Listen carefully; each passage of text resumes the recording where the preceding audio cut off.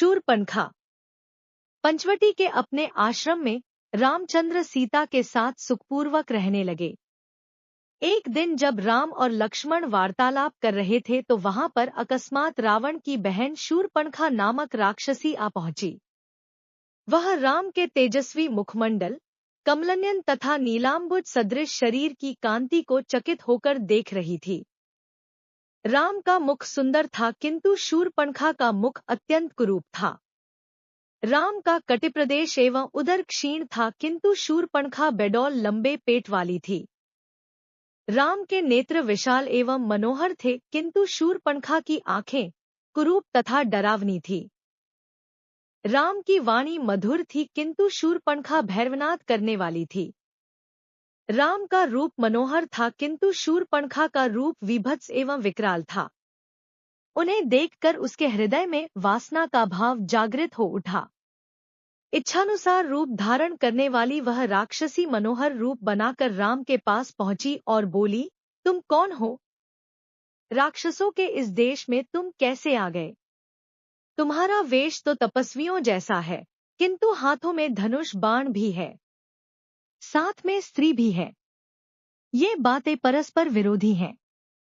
तुम मुझे अपना परिचय दो। राम ने सरल भाव से कहा, हे देवी, मैं अयोध्या के चक्रवर्ती नरेश महाराजा दशरथ का ज्येष्ठ पुत्र राम हूँ। मेरे साथ मेरा छोटा भाई लक्ष्मण और जनकपुरी के महाराज जनक की राजकुमारी तथा मेरी पत्नी सीता है। पिताजी की आज्ञा से हम 14 वर्ष के लिए वनों में निवास करने के लिए आए हैं। यही हमारा परिचय है। अब तुम अपना परिचय देकर मेरी इस जिज्ञासा को शांत करो, क्योंकि मुझे प्रतीत होता है कि तुम कोई इच्छानुसार रूप धारण करने वाली राक्षसी हो।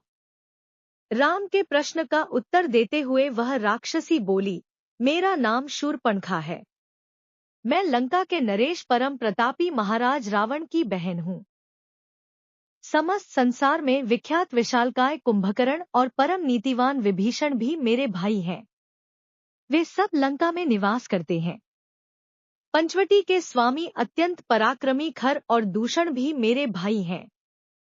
संसार में शायद ही कोई वीर ऐसा होगा जो इन दोनों भाइयों के साथ समरभूमि में युद्ध करके उन्हें पराजित कर सके। मैं सर्व प्रकार से संपन्न हूँ और अपनी इच्छा तथा शक्ति से समस्त लोकों में विचरण कर सकती हूँ। यह तुम्हारी पत्नी सीता मेरी दृष्टि में कुरूप, ओछी, विकृत मानवी है और तुम्हारे योग्य नहीं है। अतः तुम मेरे पति बन जाओ, मैं ही तुम्हारे अनुरूप हूँ। इस अबला सीता को लेकर तुम क्या करोगे? तुम्हारी भार्या बनने के पश्चात मैं तुम्हारे भाई और सीता को खा जाऊंगी और तुम्हारे साथ विचरण करूंगी।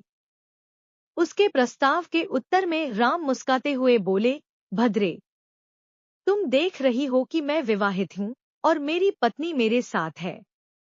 हाँ, मेरा भाई लक्ष्मण यहाँ अकेला है। वह सुंदर, शीलवान एवं बल पराक्रम से संपन्न है। यदि तुम चाहो तो उसे सहमत करके उससे विवाह कर सकती हो। राम का उत्तर सुन शूरपणखा ने लक्ष्मण के पास जाकर कहा, हे राजकुमार, तुम सुंदर हो और मैं युवा हूँ। तुम्हारे इस सुंदर रूप के योग्य मैं ही हूँ, अतः मैं ही तुम्हारी परम सुंदरी भार्य हो सकती हूँ। मुझे अंगीकार कर लेने पर तुम मेरे साथ इस दंडकारण्य में सुखपूर्वक विचरण कर सकोगे। शूरपणखा के इस विवाह प्रस्ताव को सुनकर वाक्पटु लक्ष्मण ने कहा, सुंदरी, मैं राम का एक तुच्छ सा दास हूँ। मुझसे विवाह करके तुम केवल दासी कहलाओगी। अच्छा यही है कि तुम राम से ही विवाह करके उनकी छोटी भार्या बन जाओ। तुम्हारा रूप सौंदर्य उन्हीं के योग्य है। लक्ष्मण के परिहास को न समझकर शूरपणखा ने उसे अपनी प्रशंसा समझा। वह पुनः राम के पास जाकर क्रोध से बोली, हे राम, इस कुरूपा सीता के लिए तुम मेरा विवाह प्रस्ताव अस्वीकार करके मेरा अपमान कर रहे हो। इसलिए पहले मैं इसे ही मारकर समाप्त किए देती हूँ। फिर तुम्हारे साथ विवाह करके मैं अपना जीवन आनंदपूर्वक व्यतीत करूंगी। इतना कहकर प्रचंड क्रोध करती हुई शूरपणखा विद्युत वेग से सीता पर झपटी। राम ने उसके इस आकस्मिक आक्रमण को तत्परतापूर्वक रोका और लक्ष्मण से बोले, हे वीर, इस दुष्टा राक्षसी से अधिक वाद विवाद करना या इसके साथ हास्य विनोद करना उचित नहीं है। इसने तो जानकी की हत्या ही कर डाली होती। तुम्हें इस कुरूपा और कुलटा राक्षसी को उसके किसी अंग से विहीन कर देना चाहिए। राम की आज्ञा पाते ही लक्ष्मण ने तत्काल खड्ग निकाला और दुष्टा शूरपणखा के नाक कान काट डाले।